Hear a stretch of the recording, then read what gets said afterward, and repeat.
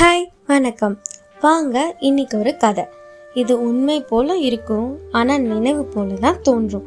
உனக்கு தெரியுமா இது நிஜமா இல்லை நினைவான? நீங்கள் கேட்க போகிறது நிஜமும் நினைவும். வாங்க கதைக்குள்ளே போகலாம். என் கதை ஒரு நினைவுடன் ஆரம்பிக்குது. ஒரு பசங்க வளர்ச்சியில் அப்பாவோட இடம் எங்கன்னு சொன்னால் எனக்கு அது கடந்து சோகம்.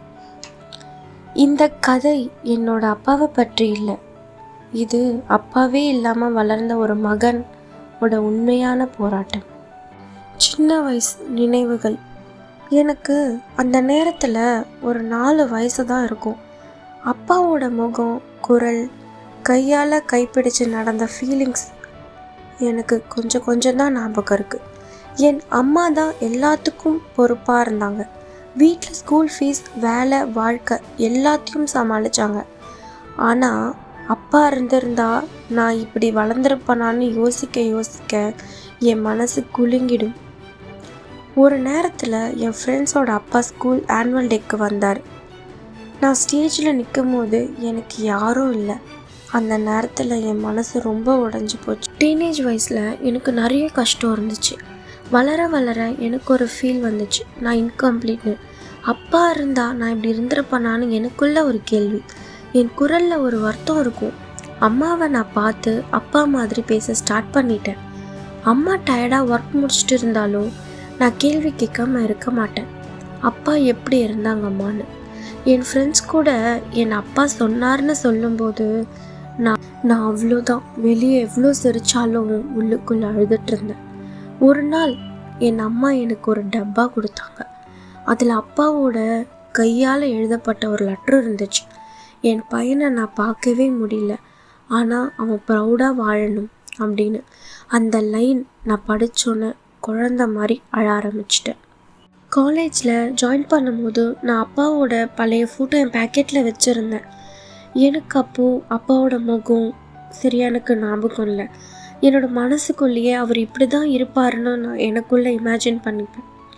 நீ நல்லா படிக்கணும்டா, யாரும் உன்னை பார்த்து சிரித்தாலும் நீ தலை நிமிர்ந்து நிற்கணும் அப்படின்னு எங்கள் அப்பா சொல்லும் போது எனக்கு ஒரு ட்ரீம். நான் ஒரு நாள் நல்ல ஸ்டேஜ் மேலே நிற்கும்போது ஆடியன்ஸில் அப்பா இருந்திருந்த மாதிரி ஃபீல் பண்ணணும். நான் ஒரு அவார்ட் வின்னிங் ஸ்பீக்கர் ஆனேன், ஆனால் அப்பாவோட ஒரு கிளாப் கூட நான் கேட்க முடியல. நான் எப்போ என் முதல் சம்பளம் வாங்கினனோ அப்போ நான் அப்பாவுக்கு ஒரு லெட்டர் எழுதினேன், ரொம்ப சந்தோஷத்தில். அப்பா, நான் வளர்ந்துட்டேன், ஆனால் நீங்கள் இல்லாமல். அம்மா எனக்கு ஒரு உண்மை சொன்னாங்க. உன் அப்பா உன்னை நினச்சி ரொம்ப கஷ்டப்பட்டுட்டாருடா. கடைசி நேரத்தில் கூட உன் பேர் தாண்டா அவரோட வாயில் வந்துச்சு. நான் அப்போ உடஞ்சிட்டேன். அப்பா ரொம்ப நேரம் ஹாஸ்பிட்டலில் இருந்தாராம். அம்மா சொல்லாமல் இருந்தாங்க என்கிட்ட, நான் ஹர்ட் ஆகிடுவேன்னு. எனக்கு தெரியவே இல்லை அப்பா என் வாழ்க்கைக்காக இவ்வளோ போராடுவாருன்னு. அப்பாவோட நடந்த அந்த நாட்கள், சந்தோஷம், நேரங்கள் எல்லாமே நினைவுக்கு வருது. என் கையில் அப்பாவோட லெட்டர், என் கண்ணெல்லாம் கலங்கிடுச்சு. நான் அந்த லெட்டரை எடுத்துகிட்டு போய் அவரோட ஃபோட்டோ பின்னாடி வச்சேன். அப்பா, உன் பாதமில் நடக்கணும்னு நான் விரும்பினேன், நீ இல்லைன்னு யோசிக்கலை. உன் நினைவு தான் என் கூட இருக்குது. அப்பா இல்லைன்னு யோசிக்கும்போது ஒரு சின்ன குரல் கேட்ட மாதிரி தோணும், நான் உன் கூட தான் இருக்கேன்டான்னு. இதுதான் ஒரு நினைவுடன் உருவான நிஜம்.